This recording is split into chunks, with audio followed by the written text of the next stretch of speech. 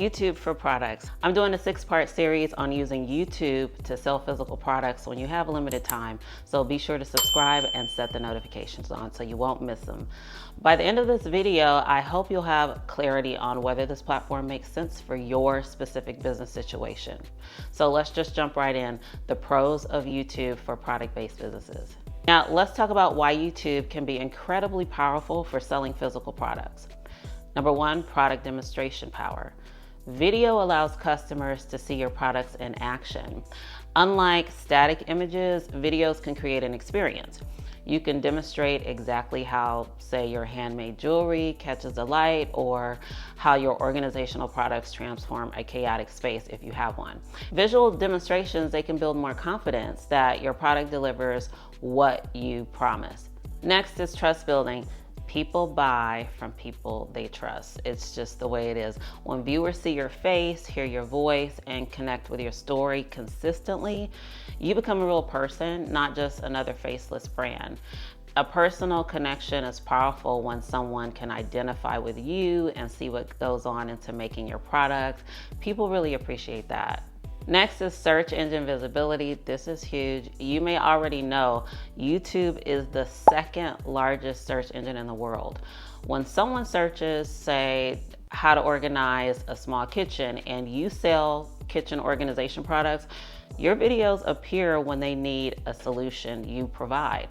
And this organic discovery continues working for you 24/7. And that's one of the best parts about YouTube, is that people can find you 5 years from now, a week from now. It's not instant like, say, Instagram, where you got to catch it while it's hot.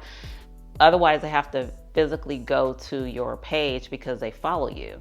That's the beauty of it. It can come up anytime somebody's searching a topic related to your product. Next is authority positioning. YouTube allows you to showcase your expertise. So let's say if you sell skincare products, your videos on skin issues and solutions, it positions you as an authority. And being perceived as an expert makes your product recommendations more influential and trusted. Another pro is community building. YouTube is a space for comments, and through comments and engagements, you can build relationships with potential customers.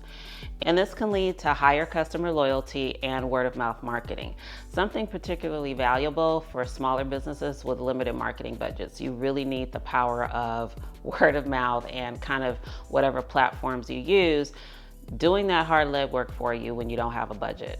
Challenges of YouTube. Now let's address the very real challenges of adding YouTube to your busy strategy. There are some challenges. Who are there some challenges? So the first one I would say is time investment. Creating quality videos requires time for planning, filming, editing, and promotion. YouTube is not an overnight success platform. Let me repeat that. YouTube is not an overnight success platform. Regardless of what you say, I know that there's these videos going around, sell $1 million worth of product or services in 2 months, get monetized in a day. There's all that, but it's pretty misleading. It typically takes consistent posting for, I would say, at least 6 to 12 months to see significant traction. It could happen sooner, it may take longer, but consistency is where it's at. This is something to consider when you're already juggling multiple responsibilities. Next, there's a real learning curve. Camera settings, lighting, audio quality, editing, software. These technical aspects can feel overwhelming if you're new to video creation. For me, I didn't have an issue with lighting, camera, recording, but editing was a learning curve for me. And I think this is probably my 54th video at this particular time, if you're watching. So all of the videos up until now, with an exception of 3, I edited them myself. And the sacrifice is that there's some things that I would love to do in my videos. There's some effects that I don't know how to do. I could learn it, but I haven't taken the time to do so yet. So I've been editing them myself, and yeah, you may not have the time to do it or the desire. So if you don't have a budget for it, there is a learning curve. You're going to need to do it yourself until you can outsource. There's also the vulnerability factor of putting yourself on camera, which you may find uncomfortable initially. And there's this whole debate as to whether you can have a successful channel being faceless. Now, I have seen a product-based business that kills it. She's never shown her face. She videotapes herself packing orders, shipping items, creating some products, and she has a large variety of products. I think her name is Noelle Creates, or Noelle Create. If I think of it, I'll put it in the description.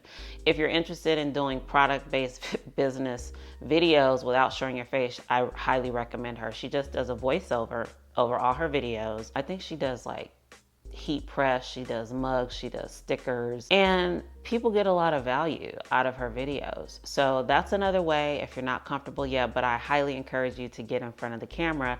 That way people can connect with your story. Another con is consistency requires. YouTube rewards regular posting. They just do. Sporadic content won't build the momentum that you need. You'll need to commit to a regular posting schedule that's realistic to maintain, and it may require some planning ahead. I'm still figuring that out. I did do a 21-day post where I committed to post every day for 21 days. Those videos were short and sweet. I don't know how much value people got out of them, but it was interesting, and I will say it was very difficult to keep. Again, I knew I had an end time. It was going to end in 21 days. My goal was to then post at least once or twice a week. And you know what happened? I pretty much was posting once a week, but then it turned into once every other week. Sometimes I would miss 3 weeks and I would do 2 back-to-back. So you don't have to stick to your plan 100%. You may miss it here and there, but at least decide what you can stick to. If that's once a month, that's fine. If it's twice a month, that's fine. Just be consistent with what you can do. Another con is return on investment timeline, ROI. The return on the investment timeline for YouTube is longer than some other marketing channels. It just is. You know, you might get some paid ads to drive immediate sales, but YouTube is more about building a brand and building awareness around that brand and trust first. And then the sales will follow later if the customer likes you and wants to continue on that journey. And that requires a lot of patience. So now that we've talked about the pros and cons, who YouTube works best for based on what I've observed, there seems to be a pattern in what types of products thrive on YouTube. So here are a few that I've noticed. Demonstration dependent products. If seeing your product in use makes a significant difference in the purchasing decision, YouTube offers high value for yours. Products with features that need to be shown rather than just talked about benefit enormously. The other type is research phase customers. So if your ideal customer tends to do research before purchasing, so think skincare, home organization systems, cooking tools, YouTube puts you directly in their research path and it positions you as a solution provider.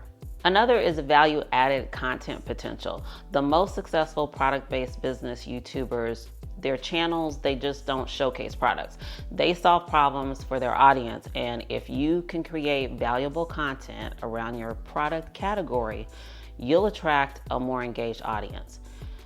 Now, what's interesting for me, that doesn't work for my product. I already know that. Neither does demonstrations. My product is an accessory. As an artist, I transitioned into my own designer keychain line. I market it to stylish people, sophisticated, modern men and women, entrepreneurs, dreamers, people that want a symbol of success. So I decided to use my YouTube platform to talk about my experience behind the scenes of the marketing aspects, the productivity parts of running a product-based businesses, more so than the how-to or this is the solution to your problem. So there's many ways you can do it. There's ways that you can promote your product without directly talking about your product. That takes a little bit more time and planning, but that can be done as well, and that's something you may want to think about. The other ideal person that this would work for is someone that has a long-term commitment. You can commit to at least 6 to 12 months of consistent content. Like I already said, YouTube rewards persistence, and the compound effect of your content library, it will grow over time. Another type that this will work for are those who are comfortable with teaching. You know, you enjoy teaching and connecting through video. Now, while you don't need to be a natural on camera, you do need to be comfortable sharing your knowledge, and the more prepared you are, the more comfortable you'll be. You might want to explore other platforms first. This may be a bit too much. It may not be the lane you want to be in. So first, it may not be your first priority if you have, say, simple products. If your products are very straightforward and don't require demonstration or explanation, in this case, visual platforms like Instagram or TikTok might give you faster results with less time investment. That's kind of where I fall into with my keychain line. I would do much better with a visual platform for that, as opposed to just doing a bunch of videos about keychains, unless I was teaching people how to create, make, stain, emboss, all that stuff their own. That isn't what I choose to do, so that's not going to work for me as much. Next, you might want to explore another platform if you have limited time restraints. If you have extremely limited time and no budget to outsource any part of the process, like none whatsoever, and if finding even 2 to 3 hours weekly for content creation is impossible in your current season, consider starting with less time investment platforms. Now, you may want to consider other platforms when it comes to non-researching audience. And what that means is if your target audience isn't actively searching for content related to your product category, then you may not want to do this platform. Again, there's not a lot of people searching for designer keychains on YouTube, which is why I choose not to make that the primary content that I put on this channel. And if your customers don't typically look for educational content before buying, other marketing channels might provide more direct results for you. Now, this is a big one. You may want to look for another platform if you have urgent revenue needs.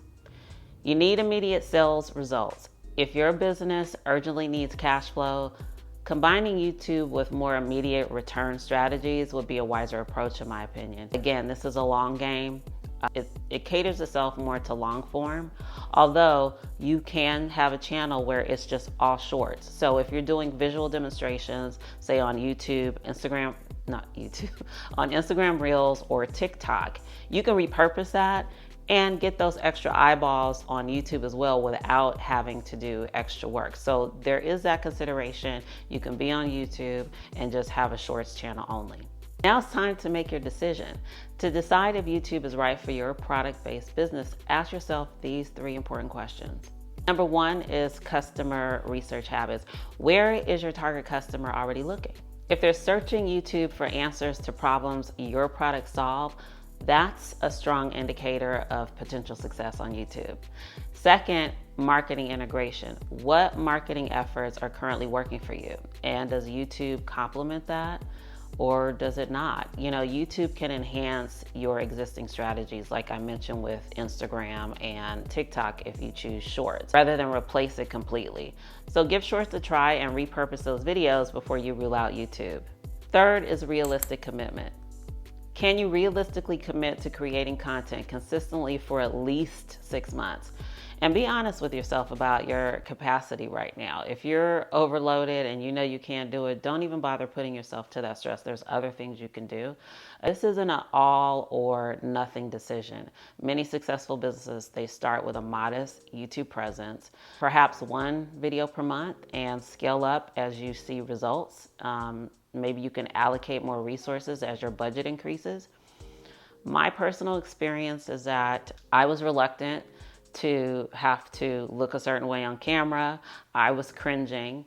I would like to get to the point where I delete some of my older videos, but that would take away from my watch hours because I'm not there yet, depending on if you're watching this as it's posted. When I say by not there, the watch hours to be monetized. I have gotten some great feedback. I will say that even though I don't talk directly about the keychains, and I am going to do a video where I show part of my process, maybe shipping an order here and there, just to kind of tie that into the product-based business that I'm talking about. But I have gotten more clicks and traffic to my website just because of what I'm able to put in the description and the links that I have. But I'm not gonna lie, I was hesitant. Sometimes I don't feel like setting all this stuff up, putting myself together, but for the most part, it's been rewarding. And I think over time, when you look back, you'll be glad that you did it. So let's say you're gonna go for what is your next steps. If you're considering YouTube, my next video, it'll cover the busy woman's guide to starting a YouTube channel without sacrificing your schedule. And it's for men too. I just say women because most of my audience are women, and a lot of my content is dealing with just trying to be productive when you're overwhelmed and you're trying to get out of the rat race, but you want to have a business of your own that you're passionate about, that can be, you know, either your full-time job or almost compete with the salary that you have currently. So that's why I say women, but men, you're welcome too. And in the video, I'll share just different little startup strategies that are efficient, minimal equipment setup, things to help you save in your workflow, like batching videos and all the things. So I know there's a lot of videos out there. There's some that are way more technical and you'll get a lot of value from those. So I encourage you to watch those too. I'm just gonna share what worked for me and how I got a little start just by starting small. And even if you decide that starting a YouTube channel isn't right for you now, the next video has some time management strategies that'll apply to any aspect of your business and marketing. So be sure to check it out. Bye.